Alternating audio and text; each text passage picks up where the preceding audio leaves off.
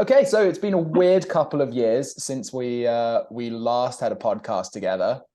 So we had the pandemic. That was pretty weird. It was fun. Yeah, that was super not great. So I think one of the first things we should do is actually just start with like a big old update of what we've been doing and sort of what has changed. Because those of you who are old school listeners will realize that Kane is not here. Now, we've all undergone a huge number of life changes. So I feel like giving the roundup of what's been going on probably the best idea. So you first, Greg. You're the one who said the biggest life changes. Go for it. We went into pandemic. I loved the pandemic. I'm generally prefer being at home and away from people. As a personal trainer, I see that's a great attribute. But I really enjoyed being at home.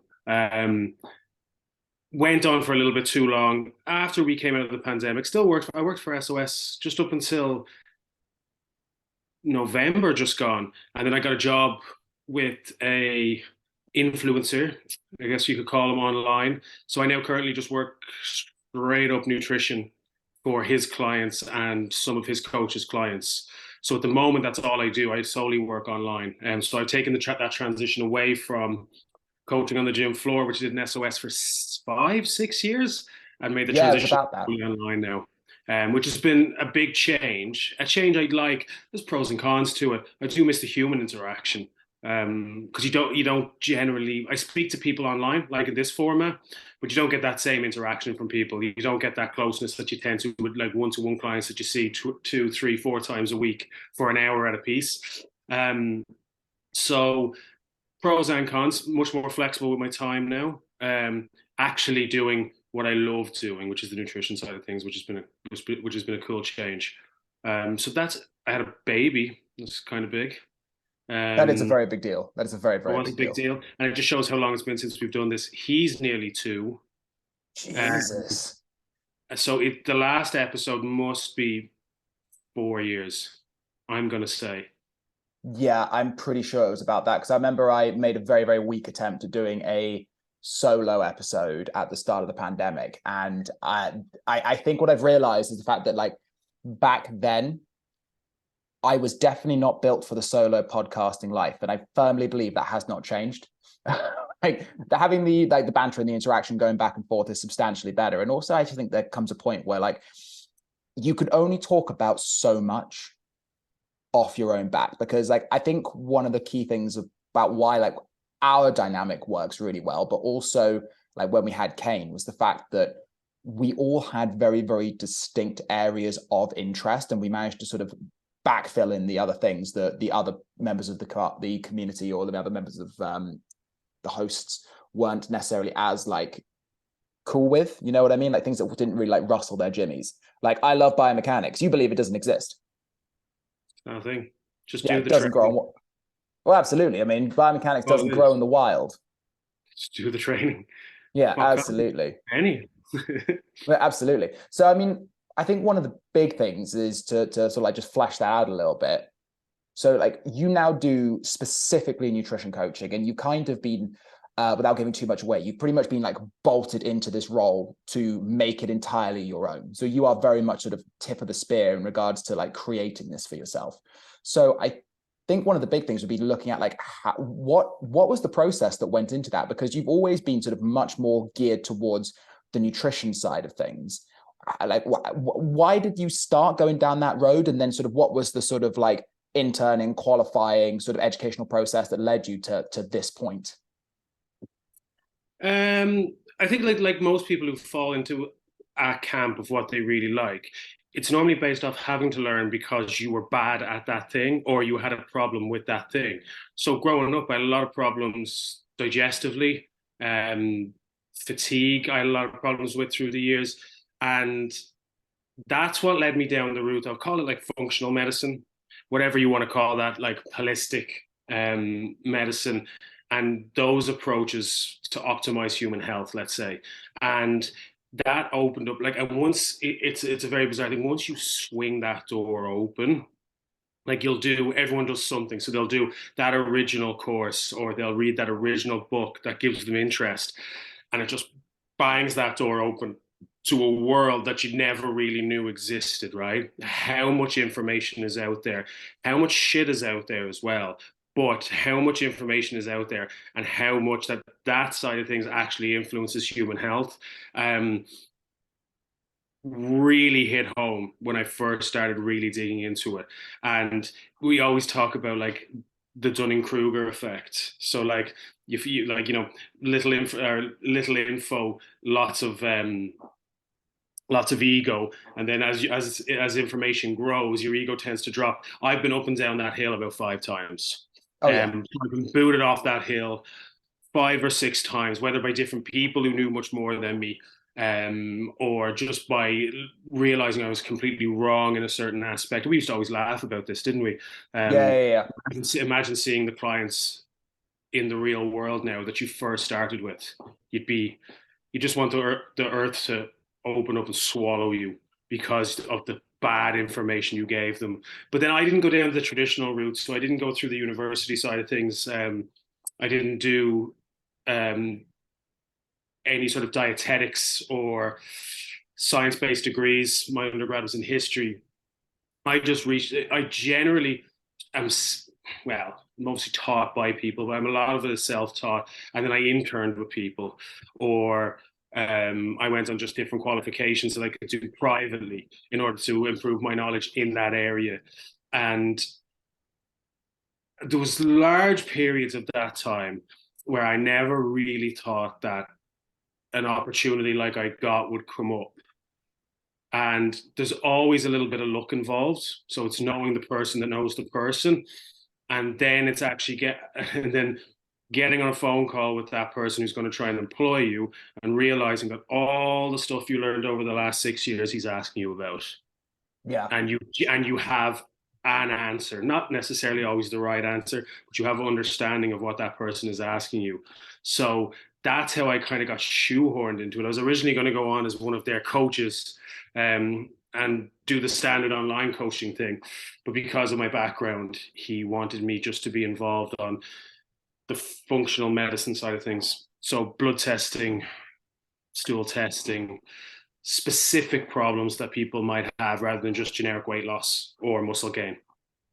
Yeah. And I think the bit that I'd like to dive in on that is the fact that, you know, without giving too much away in terms of who you're working for and everything, I think it's really interesting that if you had gone, let's say 6 to 10 years ago, and you said to someone like, you know, oh yeah, I'm going into functional medicine, someone would look at you and go, so you're not a real doctor. Yeah. Like this isn't so not real medicine. Mm. But I think one of the really interesting things with the way the coaching community and the coaching sort of the coaching world is moving is the fact that we're actually starting to realize that we have a far greater ability to directly impact people's health on like a really, really grassroots level if we start sort of at a grassroots level, educating trainers on the importance of digestive health, on blood work, on all of these things, which like now I'm sure that you consider to be sort of relatively passe, like very, very basic and integral to what you do. But at the same time, for a lot of coaches, when you go into the industry, you're like, you do blood tests, you do this, that, and the other. You have them fill out all these very in-depth questionnaires. You look at stool samples. You know, it's a. I don't actually look at the stool sample. Yeah, no, very important, very important. You don't.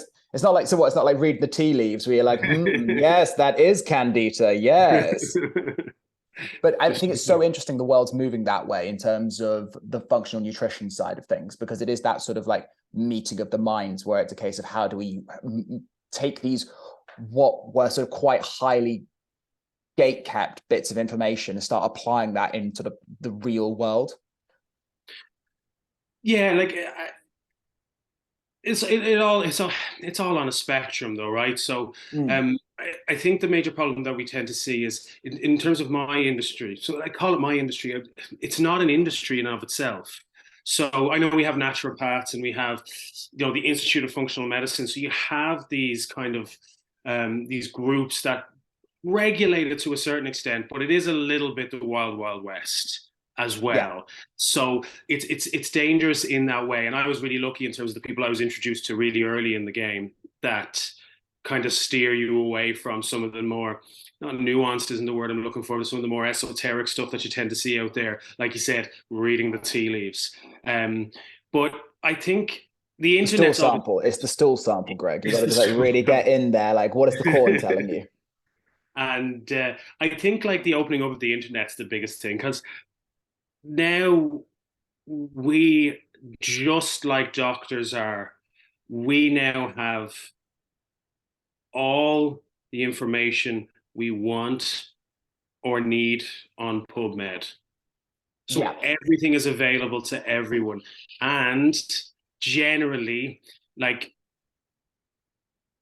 the majority of our health issues are based around nutrition, training, and sleep. And it's three basic concepts.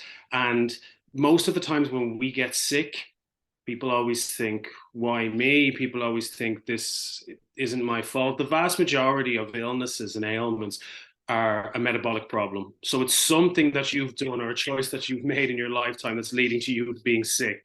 So whether that is diet, whether that's not enough training, whether that's not enough sleep, and then we can get into like the more nuanced stuff in regards to those. But I think, like, back to your question, the internet just opened up everything, and it gave us all the opportunity, and it leveled the playing field. That information was for universities only once upon a time. Mm. And now that that information is available to all, again, makes a lot of hucksters, but it's leveled the playing field in terms of giving the standard person who never could have got to medical school. I wouldn't have got the school grades to get anywhere near medical school. Not that I would have wanted to anyway, but and it Especially with gave, the way the NHS is going at the moment. Jesus. well, like, go through dietitian school for 3 to 4 years and walk in on 22,000 quid and 22,000 pounds.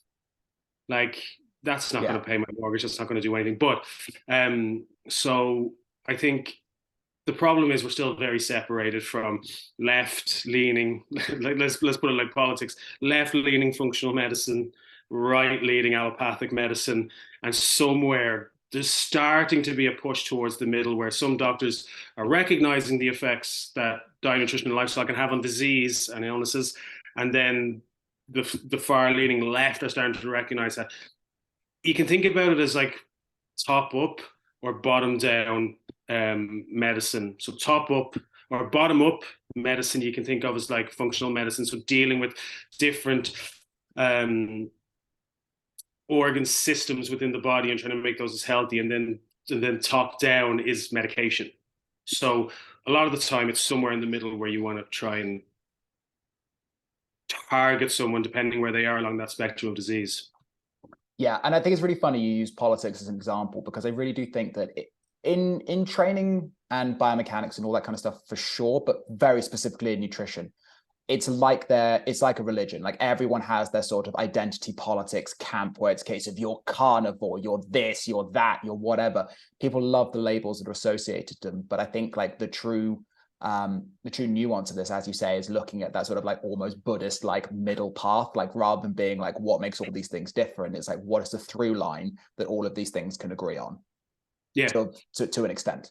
Yeah, and statins was always the classics in regards to that. Like, so you had left-leaning functional medicine people who were like, cholesterol plays no role in heart disease, and then you had the right-hand side who was like, for a long period of time, was cholesterol is all that matters, and then we kind of realized somewhere cholesterol has a role depending on the circumstance. So sometimes we need statins, sometimes we need lifestyle medicine. Or most of the time we need both. Yeah, for sure. And yeah, exactly. And I think one of like the key things, like bring it back to what you mentioned about the Dunning-Kruger effect, like essentially that is to sort of like boil it down. I believe it was either Plato or Aristotle who said this, but it's that whole thing about a fool thinks they know everything, a wise man is obsessed with knowing what they don't know. I think like one of the big things in terms of, as you said, in relation to the Dunning-Kruger effect and the fact that social media, the internet and everything has just caused this whole industry to explode. It also means that there's very, very little regulation because everyone has access to the same information. But then your ability to be critical in terms of how you not just think, but also how you interpret the studies and data that's presented to you does lead to a lot of hucksters, because I think that I don't think that the majority of people that are saying dumb stuff on the internet are bad people. I think a lot of it is due to the fact they don't have the ability to critically think to the level where they can read the studies. And I'm not trying to say like, oh, look at you and me, we're so fucking smart. Oh, but it's a case of like, in regards to reading studies and learning how to read science and interpret data and then apply that in reality in the field, that those are all separate skills. Like, I know that if I want to go and sort of understand certain studies, I have to go to people that are well above my pay grade, because I don't have that level of scientific knowledge in order to be able to interpret that paper to its fullest degree. Have you ever tried to do statistical analysis? No, I did a theology degree, Greg. Oh. I've never done statistical analysis. Oh God! But I do the same. Like, don't get me wrong. I'll dig through PubMed, but generally I pay other people to send me on monthly. It's like monthly subscriptions that breaks down all the latest research, so that I can still look through the research myself. But when it comes to statistical analysis, it's something I've never done. So, like, if I read papers, I can read and understand the science. When it comes to the statistical analysis, it is blank from me. Yeah. So, and it can be the same, like, you can understand the pathways that they're speaking about and the mechanism of play, but is all of that information they're giving you statistically significant? I can't tell unless they tell me. So generally, I have to pay people to do that for me.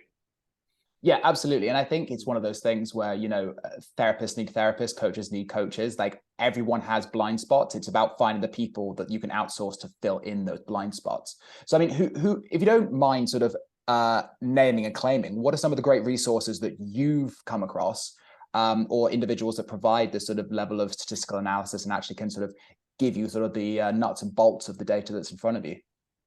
So the two people that I pay, not personally, it's obviously just a subscription method. Yeah.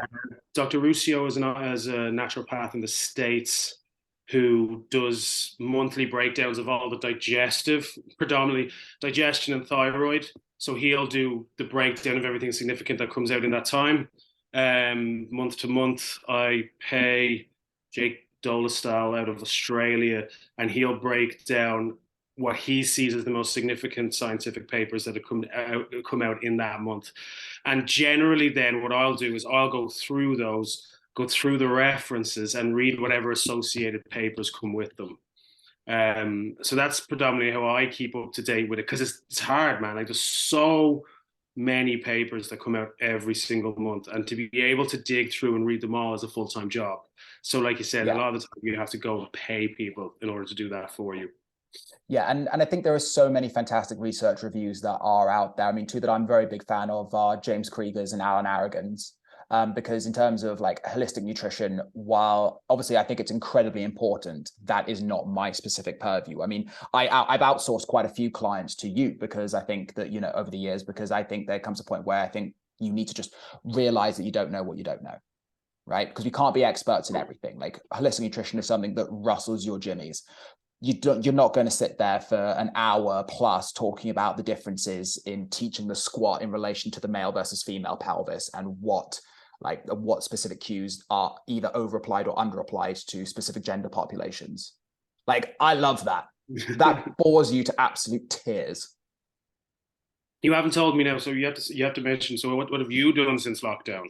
Well, absolutely. Let's catch you up. So, I mean, in terms of lockdown was super not great. I will be completely honest. Being self-employed, I think for anyone during lockdown was just absolutely atrocious. And yeah, I mean, it was a real hard slog. Coming out of it though, it's been a really weird couple of years, man. It's been a really weird couple of years, I have to admit. So I basically, to give you the full roundabout story, I had basically all the ill mental health that I'd accumulated over the course of COVID, because let's be honest, who isn't suffering from anxiety or depression or some kind of issue they picked up over essentially 2 years in isolation? I ended up having a mental breakdown. I ended up having a full-blown mental breakdown, and I had to basically go to the doctors and ask for help, which was one of the hardest things I've ever done, but has simultaneously been one of the best things that I've ever done. And as a result, sort of every sort of professional aspect of my life has sort of really sort of started bounding forward in the right direction, which has been amazing.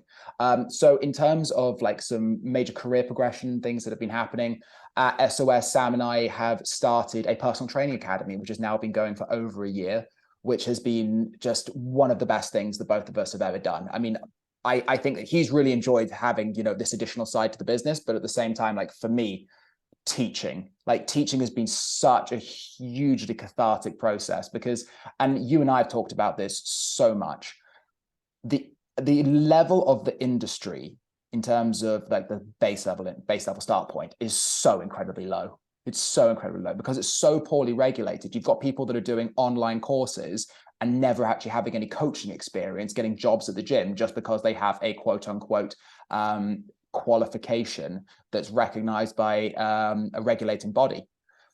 And God, I mean, I always joke about this with my students. I say that like for a lot of people, personal training is a license to do harm. Like you have so much power over an individual, and you can make so many bad decisions that mess them up for life. It's crazy actually when you think about it.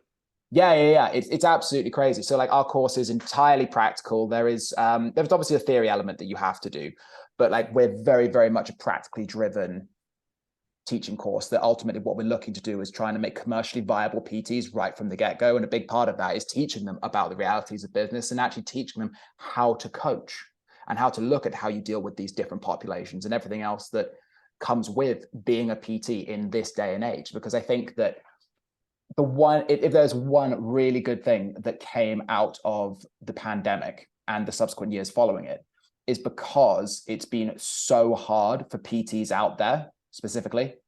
So many have dropped out of the industry. So many of the hucksters, so many of the bad PTs, so many people who just aren't pushing the industry in the right direction have just gone, nah, I'm out. Well, like I said, if you didn't love it, why would you continue to do it? Yeah, Especially exactly. if there's no money. So if they're not making the money from it, that actually makes it worthwhile. If the love isn't there, they're just going to disappear. And yeah, for sure. And for the vast majority of them, like we've been around so many different coaches. Actually, we've been lucky in the sense we've been around quite good ones. Yeah. But I've done the standard gym coach job, and but you rate like the standard or the average 2, 3 out of 10. Oh, it's absolutely atrocious. I mean, as awful as this sounds, like sometimes I will go to a commercial gym to just feel better about myself. And like, there's no shade to people who work in commercial gyms. Like ultimately, if you're a good coach, I don't care whether you work in the most elite level facility or you work in an absolute like spit and sawdust shitbox in an industrial unit. I don't care. Good coaches are good coaches. And good some coaches of the best coaches anywhere. Yeah, exactly. Good coaches will make money anywhere. And also they'll create better culture and they'll drive everything forward in the industry. And I think that's been one of the big things, is seeing that the overall standard of the industry is increasing, I think, for the better, due to the fact that so many people have had to drop out of it due to COVID. The issue, however, I still think is with the qualification process, and the fact that it's essentially just, new money for old rope. People are just still having the option of doing those courses, going out there, and then just having to learn how to coach on the fly, which when you're taking money from someone, that's a really risky time to sort of fight, to figure out whether or not this is actually what you want to do, or whether you have the ability to coach, or where your individual blind spots are. So to be able to sort of leave, maybe this sounds incredibly like egotistical and or cathartic, hubristic, but to be able to know that like the people that I'm sending out into the industry have a far better chance of being commercially viable from the get-go, but also that they're going to be driving forward a much better standard in terms of what clients can expect from PTs, but also what other PTs can expect from people in the industry. And I think that for me, that's like really important. Well, I always consider myself like I'm not by nature a leader. Like I'll always raise myself to the standard of what's around me, more so than anything else. And I think it's like been lucky in the sense that I have moved on from place to place where the standard has gradually gotten better and better. So the coaches bring you up to their level. And the higher standard of PT that you push out of that academy, they'll walk into places where you might have established personal trainers, but they're actually better. So they'll Yeah. pull people up to their standard, or those people will have to go. It's one way or the other. So you either raise to the standard or you fuck off. Yeah, and that's the thing. Like, I firmly believe that a rising tide raises all ships. But what it comes down to, I think, in a lot of ways, is due to just, as you say, instilling that culture. Because people, regardless of how many years you've been in the industry, ultimately you're only as good as the culture that you're in.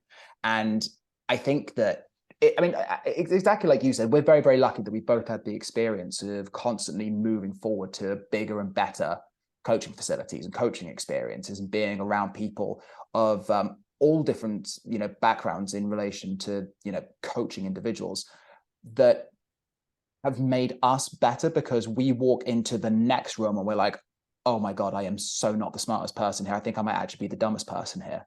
I mean, like, working at SOS has been one of the best things that's ever happened to me. But I think one of the big reasons for that is due to the fact that with working there, I never knew second to second whether I was going to be the smartest person in the room or the dumbest person in the room. And that was just so beneficial. I mean, it's why I've stayed there for so long. Yeah, that's why I stayed there for so long as well. Yeah. God knows won the money. But that's really like, and that's it's a really good environment to be in, because it continually challenges you to be a better coach. And we've seen people come and go in SOS, some who showed up, got better and moved on to bigger and better things. Some people who came couldn't keep up to that standard and just fell out of the industry. 100%. Like, it went both ways with a lot of people. And go on anyway, carry on. So you're doing. Yeah, no, I'm just listening to you. I was making sure my phone was actually on Do Not Disturb. It started flashing, and you have that like big panic moment where you're like, oh no, am I about to ruin this recording? But yeah, I think a big part of that is, as you say, the standard just drives you forward, which is, such a great thing. But I think it's just, we're very lucky that we found an exceptional facility. But I think the issue is the fact that that kind of environment is exceptional in the first place. That should just be what is expected. And I think that's where the industry really needs to start moving forward, whether it's, a budget gym, whether it is, this, that, or the other. You need to make sure that the industry as a whole is holding their professionals to a much higher standard. And this is something I talk about, like, really specifically during like the nutrition sections of our course, is the fact that so many PTs don't know where the limits of their scope of practice are from an insurance perspective, and they end up going way out of their league. They get completely out into the weeds, and they end up, really seriously messing some people up from simple things like, affecting someone's relationship with food, all the way to creating eating disorders. And it's just hugely prevalent. Like, I think there are far more eating disorders out there that have been caused by bad coaches and bad members of the fitness industry than sort of necessarily anything else.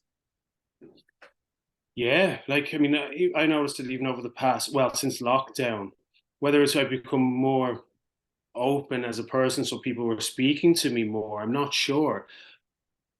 But I sat down with so many women. It's mostly women that used to train in SOS anyway, so it's obviously, but it's the dominance of eating disorders tends to come from the female side, as far as I can remember from the science of it. But the amount of women who sat in front of me and said, I named them, whatever, name the eating disorder, I've seen it at some stage. And yeah, it's like 1 to 2 and 5 of the women, it's like 20 to 40% of the women that used to sit in front of me would tell me that they had an eating disorder and were getting help for that eating disorder, or were in the midst of that eating disorder. And it is a very hard thing. So like, and full well, there was a coach who worked in SOS who was dealing with one of these clients, and he left, and she came to me, and I was talking to her, and I was like, so what dietary approaches were you doing? Oh, he said I could only strictly eat these foods. I was like, damn, man. Like, and she's like, I'm like, how are you doing on that? She goes, well, I do well for about 3 days, and then I binge Thursday to Saturday. I'm yeah. Like, okay. Like, and you used to always speak about it, like at stage 1, just do no harm. Give them flexibility with their diet, especially if you're looking at someone with an eating disorder. Giving them really strict guidelines and what they can eat is going to make things a hell of a lot worse. Yeah, I mean, one of the big pieces of advice I got from a old mentor of mine was it's more about at the beginning, it's what you can add in as opposed to what you can take away, because addition is so much easier to implement than subtraction. Eat vegetables.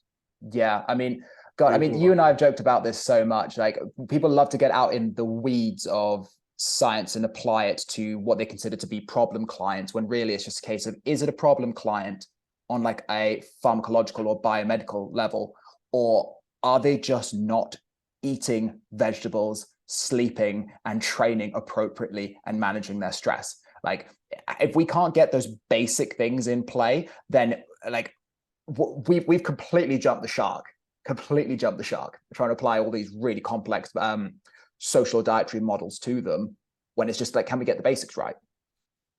Oh yeah, like I mean, I'm lucky with the new job that I work in now. Most of them are really A-type personalities, so they do all the other things. So I get to deal in the fancy stuff. With a lot of them, not all of them, but I get to deal in the fancy stuff. But like, even when I used to learn all the fancy stuff, I don't know how. Like, I must have used it with 5% of my clients in SOS, because most of them were coming in the door overweight, underslept, undertrained, and they needed to do more steps, eat some protein, and eat some veg, and that was it for the majority of them. Now there was obviously some more complex ones than that, but the vast majority of clients that I used to deal with in SOS were just that. It's like, your food is the problem. Like, you drink too much. The one thing I'll say, man, dealing with Yanks, people might complain about it, but they don't drink like the Brits do, man.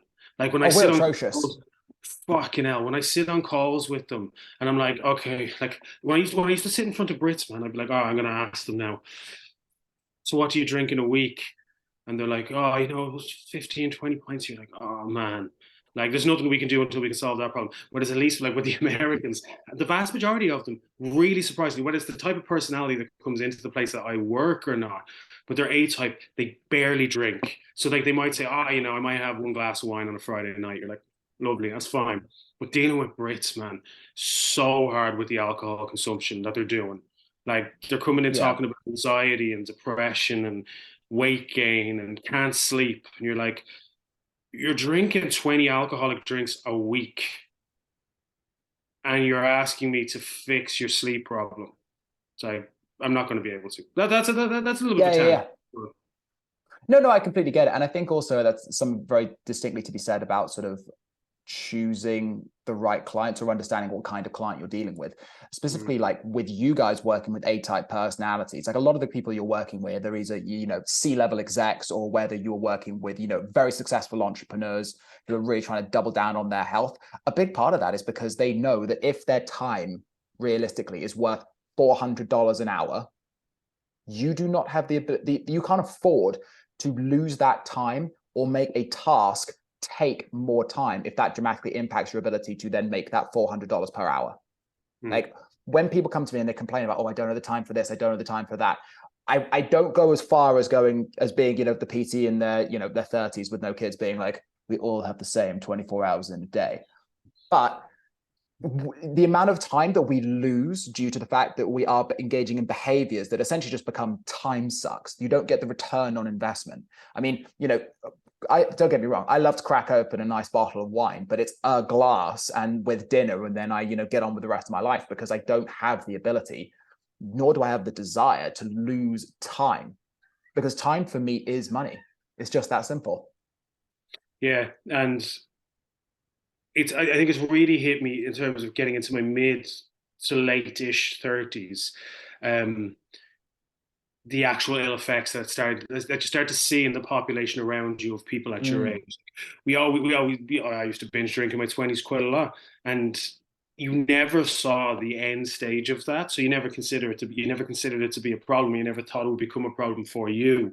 But I see people who've been on the same health journey for an awfully long time, and they haven't changed that one habit, and they're still in the same place they were 5 years ago. And it's because of excess drinking, it's because of binge drinking that they're still struggling with those same problems.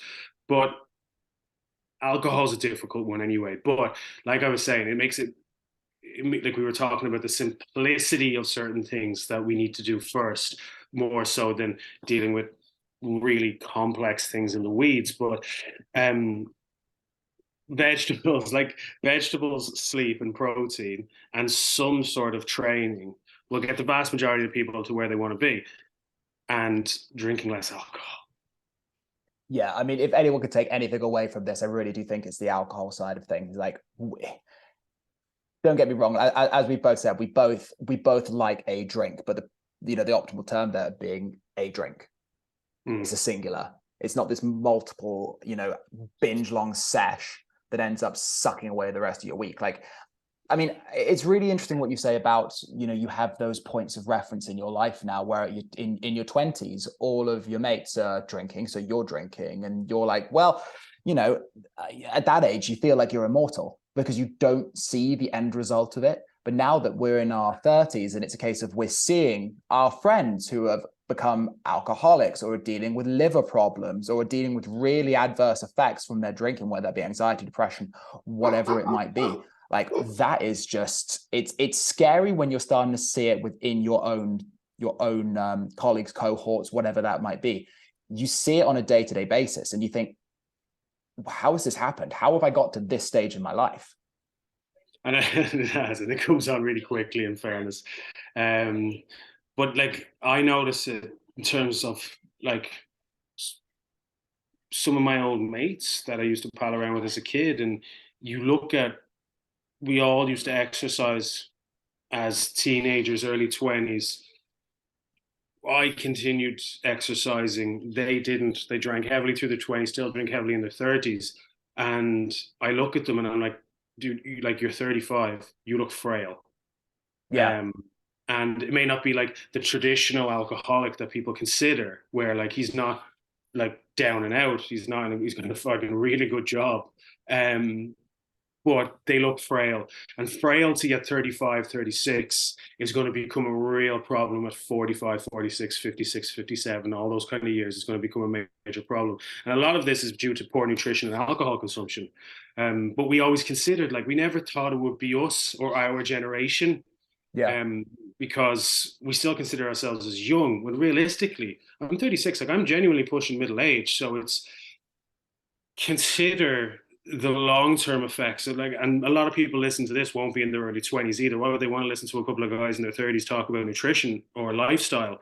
But these people in their mid 30s and 40s who are still going out drinking heavily, they're the kind of people that will turn around when something really bad happens to them in their mid 50s, whatever that is. I'm not going to throw, like, whether that's heart attack, stroke, cancer scare, whatever it is. And they're going to say, why me? And no one associates it back to, actually, hold on a minute, you've been drinking for 30 years, heavy, and now something has happened. This is an accumulation problem that you've created.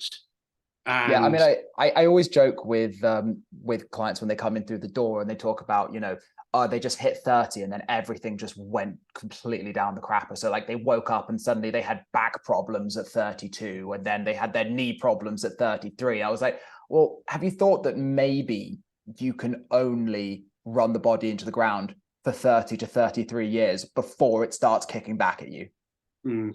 People are just like, oh, this is just what happens. I'm like, no, it's not. Yeah, you don't just get sick in your 30s because it's your 30s. Yeah, man. I think the big thing for me, and I remember talking to, James McCarthy, the patron saint of all good nutrition information. And he was saying that, like, one of the really interesting things is that we've created this concept that as you get older, you're just going to get fatter and weaker. And to an extent, weaker, yes, because, at the end of the day, you can't produce the same amount of force in your 70s that you did in your 20s. But that doesn't mean you have to get yourself into a state where you're completely decrepit just because society says, oh, well, you're 60, you better stop that. I mean, for God's sake, one of my clients, Dave, he's on track to deadlift 240 kilos at his next powerlifting competition. He is a master's level athlete in his mid 50s. He is not slowing down. He is only getting stronger. There is no reason other than societal preconceptions of what old age should bring you, and the fact that we don't adjust our behaviors because we have this really ass backwards concept of wellness where it's a case of you're sick or you're well. And the sick is you have cancer, you have diabetes, you have all of these sort of, diagnoses that range from, short term, long term, end term, and we don't talk about anything else. And just as ill health exists on a spectrum, so does health. We have this huge level of populace in the middle who are, by all intents and purposes, a complete physical and metabolic shit show, but they're fine because they don't have a diagnosis. And and I think, and that's the scary part for a lot of people. And not to say like it could happen to me or you as well. So it's not sitting here shitting on people, but like I woke up at 30 and my knees hurt for no reason. I am not saying that I have figured this out. Like I'm just as guilty. But I think, as you say, going back to that Dunning-Kruger effect, it's being aware that we are responsible for all the choices that have led us to this moment where we're like, I am entirely responsible for the fact that my knees hurt at 30. And I've got to go, okay, is this just the cost of living the life that I've led in terms of the sports that I've done, the things that I've done, the places I've been to, the paths that I've hiked or whatever? Or is it due to that plus bad decisions that I've made, whether it be not warming up properly, biting off more than I can chew in terms of physical activity, not training smart? Those are the big questions that people don't want to take responsibility for. And a lot of these factors are completely under our control. So when we look at like cardiovascular disease, for example, like blood pressure, like we can all be, it's one of the highest associates for heart attack, atherosclerosis is going to be blood pressure, right? And it's something we are almost, there's a genetic component to it as well, but it's one of those things that we are almost in complete control over through diet, nutrition, and lifestyle. And it's something that we all completely ignore. The puss. Yeah, the cat's turned up. I knew it was only going to be a matter of time before he came in and wanted some attention. This is going to make us go wild on the YouTubes. On the tubes. On the tubes. But people don't check their blood pressure. And then they have a event, so a TIA or a small stroke or something, and they go, oh, but there was no sign. And you think, when's the last time you checked your blood pressure? Or, in fairness, fuck me, this is one of my gripes. People, what's the name of is it the Harvey Medical? Yeah. In London. Oh my God, have you ever seen their physical makeup, their physical that they do on people? No. It fucking sucks. Mayo Clinic fucking sucks. These guys are letting so many, I know I'm going on a tangent here, are letting so many heart attacks, strokes, and atherosclerosis slip through their fingers because they don't do basic workups on people. I had a client who used to go to Harley Medical in London, and I'm like, oh, can I see these blood markers? Oh, they didn't do them. Did they check what your blood pressure was? No. And I'm like, they just gave me testosterone. And I was like, fuck. Excellent. The old vitamin T. Yeah, well, yeah. I mean, the thing is, though, that, and I think this is where a lot of people sort of get really confused about, one, getting the basics, but also that whole concept of just because you're paying more means you're going to get more quality from these medical groups. So like one of the big things that I think a lot of people would be really shocked by is the fact that ultimately a lot of these tests that are put in place are then going to be controlled not just by budgetary constraints, but also by trying to make sure that they're meeting standards that are set by the government. So if they don't produce the right numbers, they don't get the same level of funding. They don't get this, that, and the other. They can't claim whatever. So it all becomes a big PR scheme to try and get more people through the door, when actually you're focusing on, these, amazing transformations they've had and, all these amazing things that they've done, but you don't ever hear about the things that they've let slip through the cracks. Yeah. But it was a hell of a shock for me when I actually saw the workup from some of these, and these are the elite cardiovascular preventative allopathic medicine centers, and they suck. Like, don't get me wrong, they'll spot the big things. They'll spot the big things. They'll spot the things that need statins, P3K9 inhibitors if they need them. They'll spot all that kind of stuff.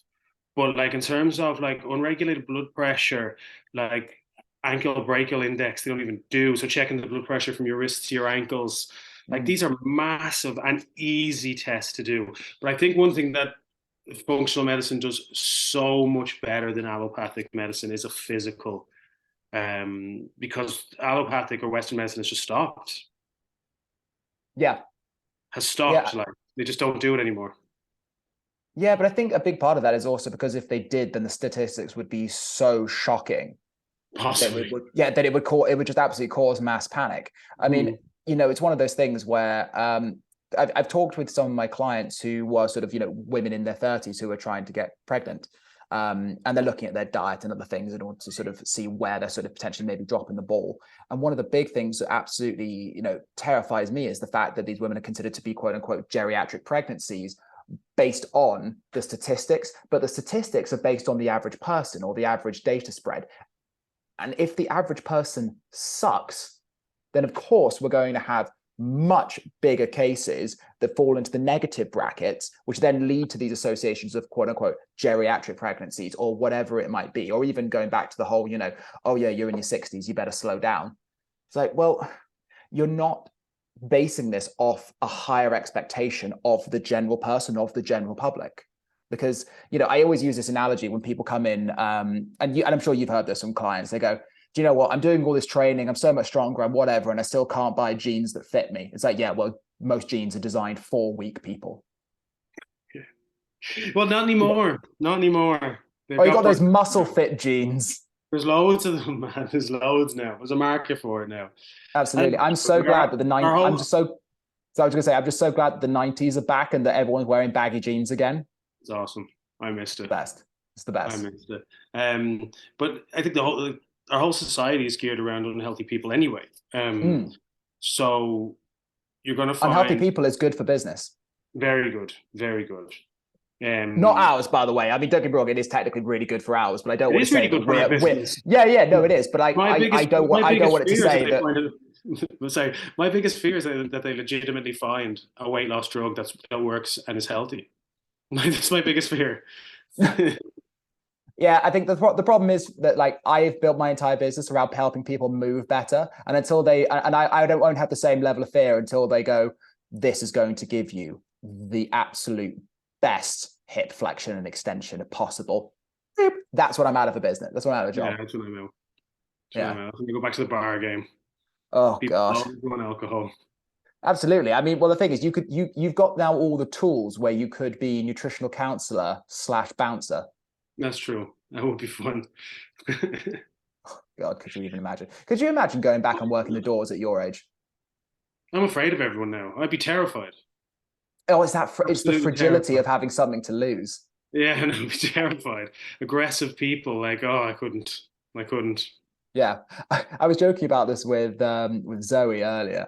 I was saying that the more you gain perspective, as you get older, as you realize that the old habits and old processes that you used to have when you were younger were actually sort of quite toxic. You then go through this process whereby you feel you're suddenly aware of all of these things that were toxic are now creating a period in your life where you're like,